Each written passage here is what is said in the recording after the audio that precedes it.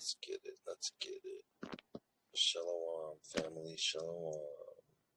Let's get rid of that. That. And bam. Alright, so we are at the War Against All Puerto Ricans, and we are at Chapter 2. Alright? And this is called 400 Years of Solitude. Wow, look at that. The tribe of Joseph had they 400 years too, huh? Kinda crazy. Alright, anyway, let's see. Alright, so let's keep it going. Now we done got, the first one was La Princesa, where we got the introductory into the, well, first it was the intro with the introduction to who Albizu Campos was, right? Pedro Albizu Campos was. Chapter 2 was showing the gruesome and like vile and just beyond disrespectful treatment that these inmates were getting at La Princesa, right? That no one else was getting, right? And then we found out at the end that there was one man who was really, really, really broken, and his name was Pedro Albizu Campos. And now we are at Chapter 2, where we are at the 400 Years of Solitude. And yeah, let's get into it. I'm going in blind with you guys on this, man. So, whatever y'all see when we get through this, let me know in the comments, man. Let's get it. All right. Chapter 2. The King of Towels was in jail for a serious reason. He was trying to reverse 400 years of history. Sorry, let me make this a little bigger for y'all. There we go. Get a little better. All right. In the sun-splashed paradise of Puerto Rico, you can lie on a beach in the morning, hike through a rainforest during the day, and spend the evening exploring the ancient walls of a colonial city. The white coastal sands glitter like sugar. The water is so pristine that from an airplane you'll see several shades of turquoise between the shore and the deep blue of the ocean. Through the middle of the island, the Cordillera Mountains form a series of misty ridges draped in thick Sierra palm and pine forests, whose foothills taper gracefully into the Caribbean. Over 1,000 silver streams and rivulets gush down the mountains and rush headlong into the sea. The world's third longest underground river, the Caimoy,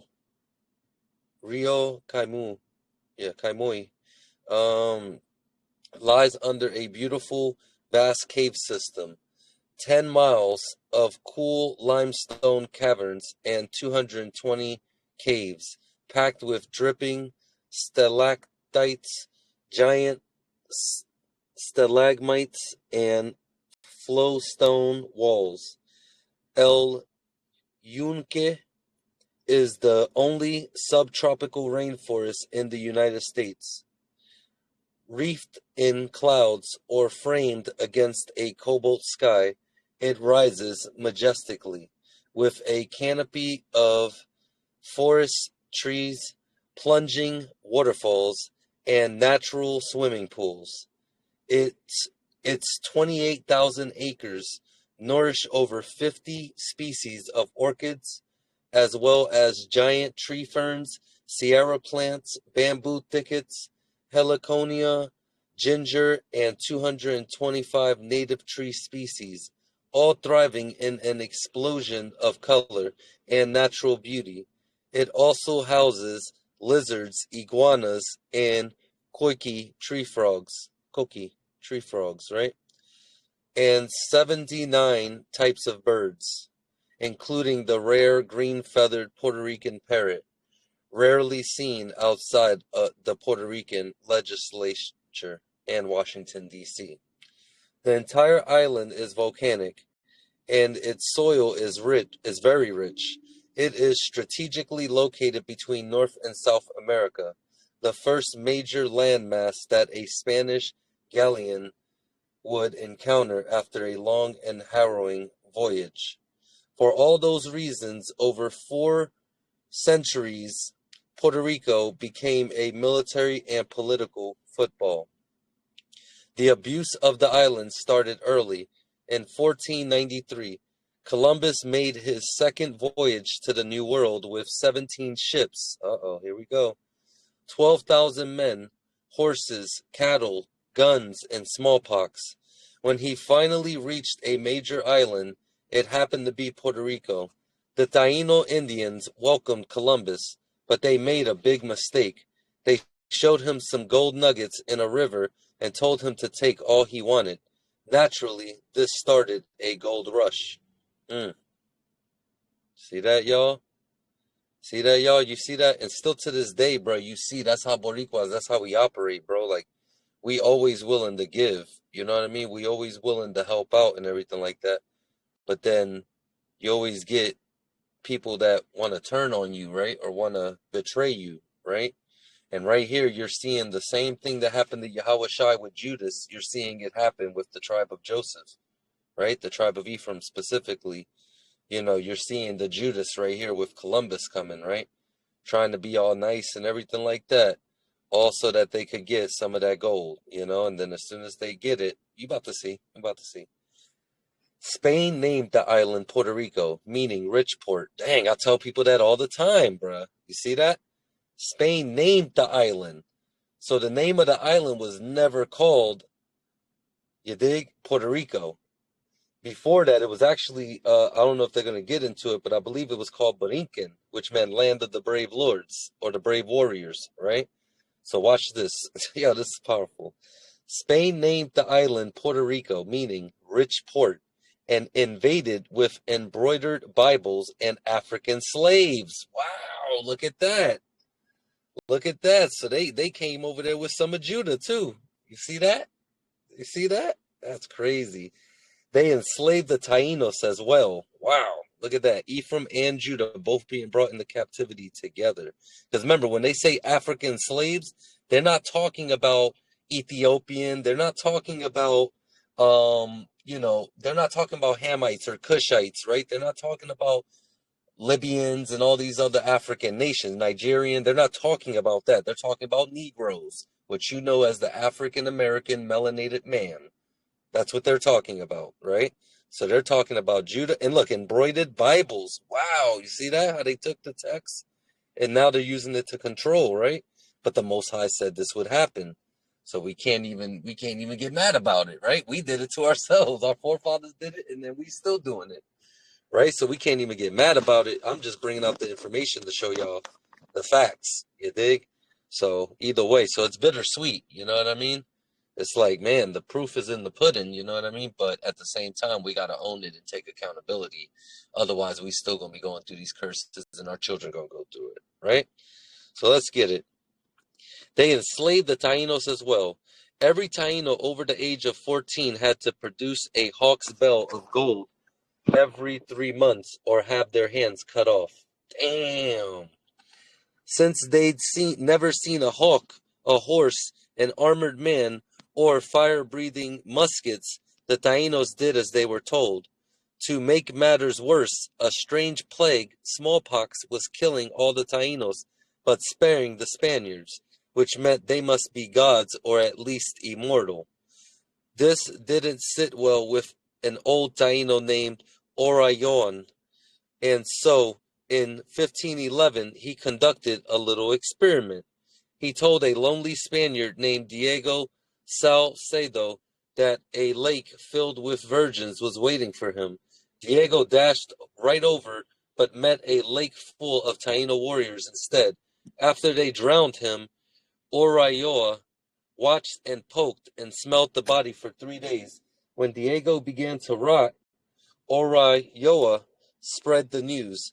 Riots broke out all over the land, and Ponce de Leon shot 6,000 Taínos in order to maintain public order and respect for the queen. 3 centuries later, there were no Taínos left, but the situation hadn't changed much. Puerto Rico was still a political football. Dang, you see that, man? You see that? That's what they want now, man. They want total eradication, bro. You get what I'm saying? But it's gonna flip on their own head, man, because the oppression that they've been doing, they're gonna get oppressed now. You think? So that's why we don't got to worry about it, man. I'm just bringing out the info, the facts, right? In 1812, the first Spanish Constitution, the Cadiz Constitution, was extended to Puerto Rico, and the island became a province of Spain with the same rights as other provinces. In 1814, the Cadiz Constitution was repealed. In 1820, it was restored, and in 1823, it was abolished. In 1824, the Spanish governor was again given abusive power over Puerto Rico.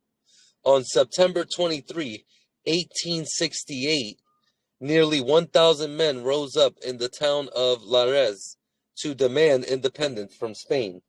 By midnight, they'd taken over the municipal seat of government, disposed the Spanish officials, arrested the Spanish merchants, and hauled them all off to jail.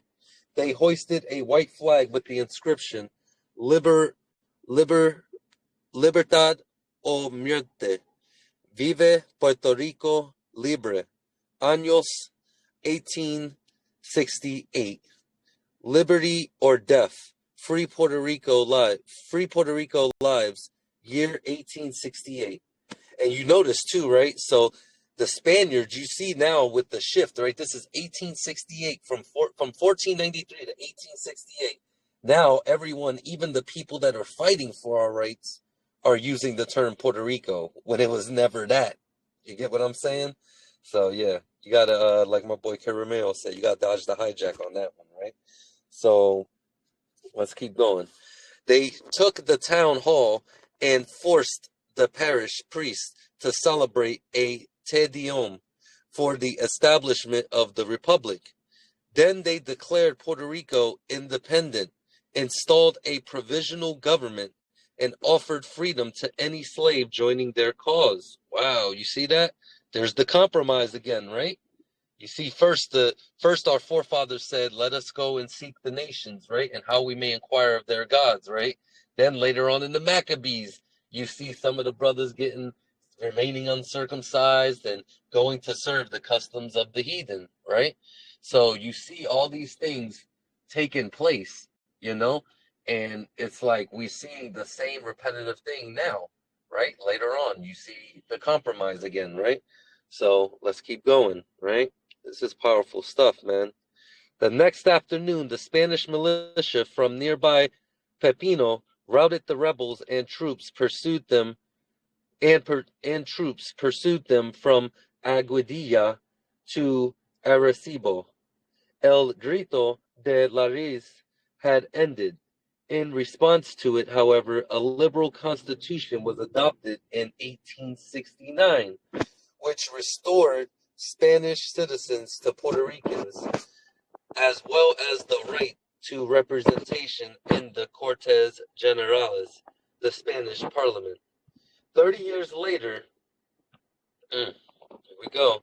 30 years later, in 1897, the Spanish Prime Minister signed the Carta de Autonomía, Charter of Autonomy, which granted Puerto Rico the right to its own legislature, constitution, tariffs, monetary system, treasury, judiciary, and international borders.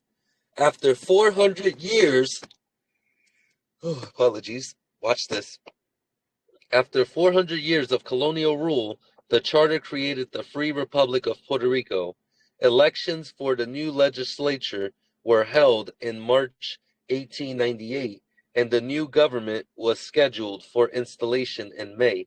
On May 12th, cannon blast awakened everyone in San Juan as 12 U.S. battleships, destroyers, and torpedo boats bombarded the city for 3 hours, turning the sky black with cannon smoke. Homes were hit, streets were torn. El Moro Lighthouse and La Iglesia de San Jose, a 16th century church, was shelled repeatedly. The governor ran to Fort San Felipe de Moro to defend the island with 3 Ordonez cannons, but San Juan became a ghost town as 30,000 residents fled the city, the world shattering all around them. The Spanish-American War, declared by the United States on April 25th, had arrived in Puerto Rico. Wow. Y'all see that, man? Y'all see that? Buggers over here bombing their own so-called citizens. You dig? But like I said, I digress, bruh. It's gonna come back on their heads. It's gonna come back on their heads. They gotta pay for that. When U.S. soldiers invaded the inner towns, the New York Times trumpeted, "Our flag raised in Puerto Rico," as the war continued and U.S. troops marched throughout the island. The Puerto Rican bourgeoisie, I don't know what that word is, but I'll figure it out. Were still buzzing about liberation, but the peasants, sick of politics, politicians, and promises, no matter what country they came from, couldn't care less. When the American soldiers passed by, local dogs barked at them and farmers kept plowing their fields. They accepted the change in sovereignty with the same fatalism with which they accepted hookworms, hurricanes, and tuberculosis. That's sad, man. That's sad. And that's what they trying to do now with all this ice crap, you know what I mean? But listen, man, brothers ain't got a mask on, bro. Y'all better hit them upside the head or something, because that's crazy. But anyway, Americans were more upbeat about the matter. "Give my best love to Nanny, and do not make peace until we get to Puerto Rico," wrote Theodore Roosevelt to Senator Henry Cabot Lodge in 1898. "Puerto Rico is not forgotten," replied the senator. "We mean to have it." The New York Journal of Commerce declared, "We must have Puerto Rico, because when a territory of that nature falls into our hands, it must never be parted with." The New York Times, you see that pride, man? That's crazy. The New York Times noted the commercial value of Puerto Rico and the wisdom of taking and keeping it for all time. According to the Times, it was a charming winter resort, a fine naval station with a commanding position between 2 continents, and an island well worth having. In language akin of that of Rudyard Kipling's The White Man's Burden, the Times concluded, "We need it as a station in the great American archipelago. We are not pledged to give Puerto Rico independence. Or it would be much better for her to come at once under the beneficent sway of these United States than to engage in doubtful experiments of self-government, and there is no reason to believe that her people would prefer it." Even the poet Carl Sandburg, who saw active service in Puerto Rico with the 6th Illinois Infantry during the war, wrote, For 400 years this island had been run by Spanish government in Madrid. Now it was to be American, and it was plain that the island common people liked the idea. On July 4th, 1898, in the Central Presbyterian Church of Brooklyn, the Reverend J.F. Carson read from the Holy Bible, and Joshua took the whole land, and the land rested from war. Wow, and then he quoted from an Ephraimite? That's crazy, bro. That's crazy. That's crazy. Wow, these dudes is wicked, man. He sermonized that the supreme business of this republic is to end the Spanish rule in America, and if to do that, it is necessary to plant the stars and stripes on Cuba, Puerto Rico, the Philippines, or Spain itself. America will do it. Dang, look at that. They got Cuba too. You see that? Ephraim and Manasseh. That's why they got the same flag. That's why they got the same exact flag. America will do it. The same night in the Presbyterian Church of Fifth Avenue, the Reverend Robert Mackenzie prophesied, God is calling a new power to the front. The race of which this nation is crowned is now divinely thrust out to take its place as a world power. Senator Albert J. Beveridge also saw a divine plan. Elohim has not been preparing the English-speaking and Teutonic people for 8,000 years for nothing, he declared. He has made us adept in government so that we may administer government amongst savages and senile peoples. But yet they're the savages, right? Ain't that crazy? These folks, man. They mindset. It's the mindset of Hashatan, bro. So it's only to be expected. On July 21st, 1898, the U.S. government issued a press release stating Puerto Rico will be kept. Once taken, it will never be released. It will pass forever into the hands of the United States. Its possession will go towards making up the heavy expense of the war to the United States. Our flag, once run up there, will float over the island permanently. On the floor of the U.S. Senate, wow, and it's still there, ain't it? That wicked United States flag is still there, y'all. It's crazy. On the floor of the U.S. Senate, Republican Senator Joseph B. Foraker,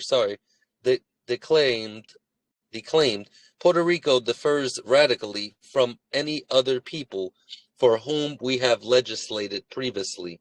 You see that? They knew the difference, man. They knew the difference between the sons of Joseph, man.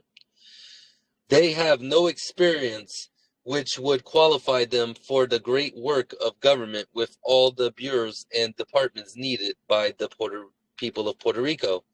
Within a few years, Puerto Rico would be stuffed with bureaus and departments, becoming a base for Roosevelt's big stick policy in the Caribbean.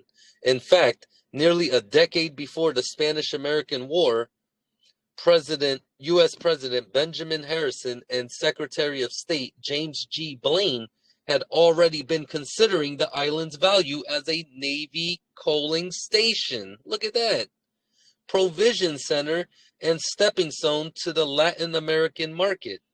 Wow.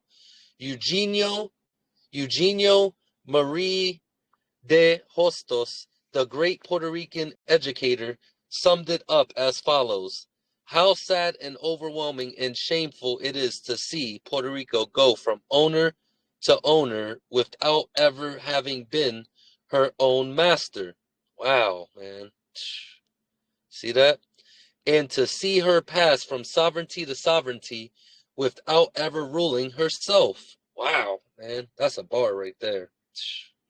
Let that seep in, man. If you Boricua and you coming across this and you listening to this, let that seep in, man. Let that really resonate. The United States told Puerto Ricans a very different story, however. On July 29th, 1898, 4 days after the landing of American troops, Major General Nelson Appleton Miles issued a proclamation from his military headquarters in Ponce. It was the first official public statement from the U.S. government explaining its plans for Puerto Rico. The chief objection of the American military forces will be to overthrow the armed authority of Spain, and to give to the people of your beautiful island the largest measure of liberties consistent with military occupation. We have not come to make war against a people of a country that for centuries has been oppressed, but on the contrary, to bring you protection, not only, bullcrap, not only to yourselves, but to your property, to promote your prosperity, to bestow upon you the immunities and blessings of the liberal institution of our government. It's a joke. And to give the advantages and blessings of enlightened civilization. This enlightened civilization held some firm views about their neighbors.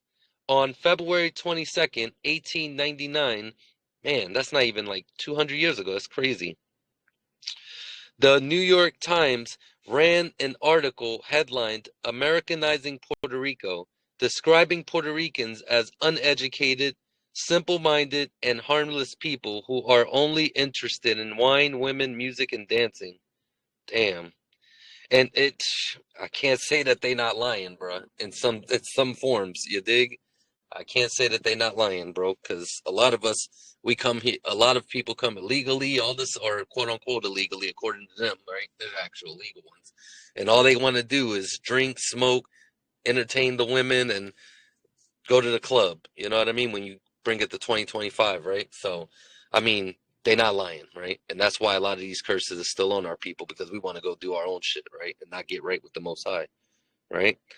As late as 1940, Scribner's commentator stated all Puerto Ricans are totally lacking in moral values, which is why none of them seem to mind wallowing in the most abject moral degradations.